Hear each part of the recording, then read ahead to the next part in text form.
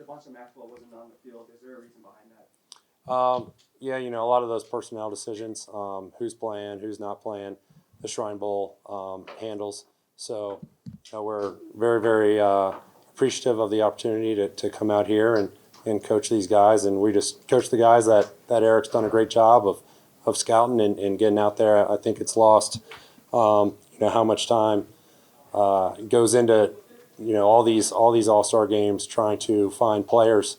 You got guys from all over the country, and their staffs aren't as large as, say, our staff, and the time that these guys put in, Eric and all his, other, staff members put in trying to find these guys and get them out here for us and give them an opportunity to, compete against, guys from all over the country, maybe higher levels, maybe lower levels, but they're all here for a reason. They've all earned that right. Matt, just broadly, I guess, what are you hoping that you and your staff get from this week?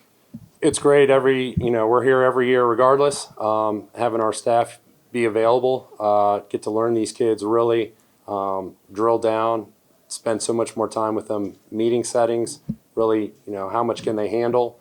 Obviously, the physical part of football is a massive part, but the mental is massive as well. So all the time that we get to spend with them, and then also there's the personal part.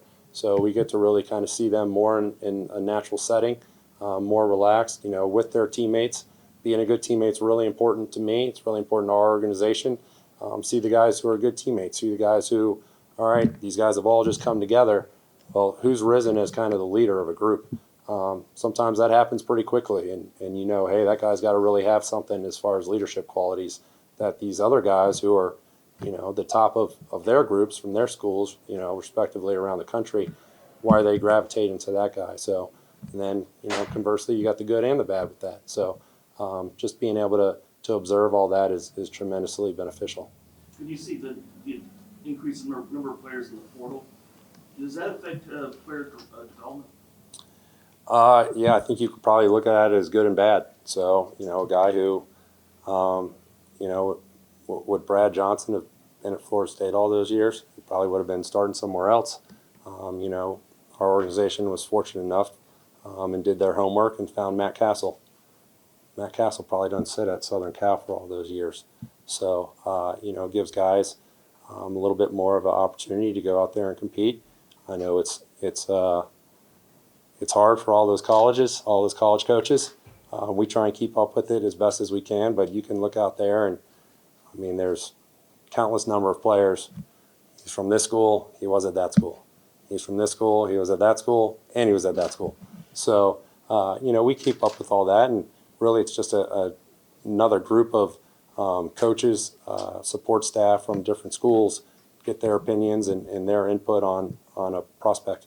Do you think playing in some different systems can actually be beneficial too, learning different ways to go about it? Yeah, you can be at one school and have 4 different offense coordinators, though. So that's the way it is here these days. These kids have got to learn to adapt. Obviously, the high school systems are much more further advanced than they were however many decades ago. So it's constant change in football, and the ones who can adapt and learn and get up to speed with things, just like this week. The quicker you can get up to speed with what the playbook is for the Falcons and for us, those are the guys who here in the early practices certainly are going to give themselves the best chance to stand out. We got to see Bill O'Brien on the field today. How would you characterize your conversation so far with him?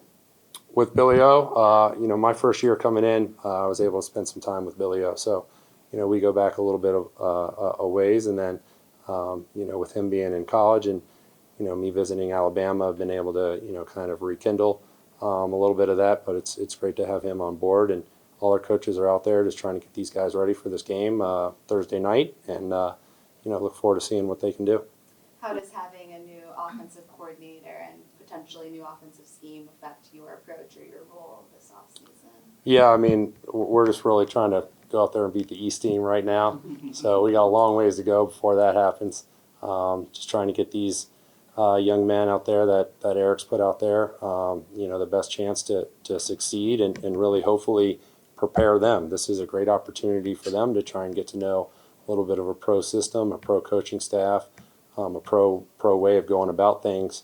Football, so much for them, has always been balanced between school and football. This is kind of an introduction to football all the time.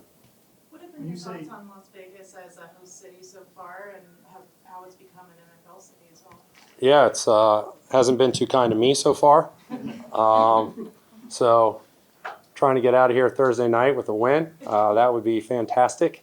Try and get things on the right side here at Allegiant Stadium. It's a great town, with just the way the schedule's worked out, and spent a lot of time here in Las Vegas between the summer and training camp, and then regular season game here and now. Probably not too many people who have spent as much time as I have in Las Vegas and had as little fun.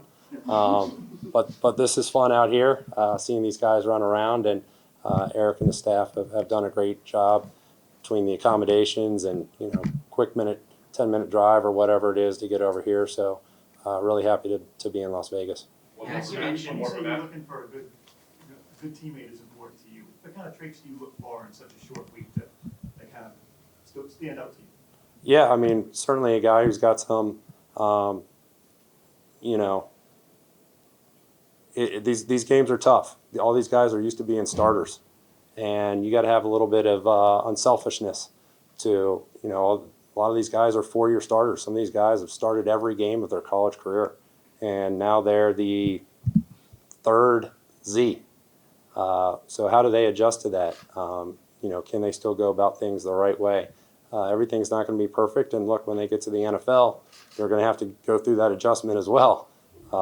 Most of these guys aren't going to be thrust right in the starting lineup. So just, really, doing what's best for the team, being mature, being dependable, being on time, being where they're supposed to be. There's a lot going on here in Las Vegas. Those guys who are really buckled down, trying to learn the playbook, do everything that they can.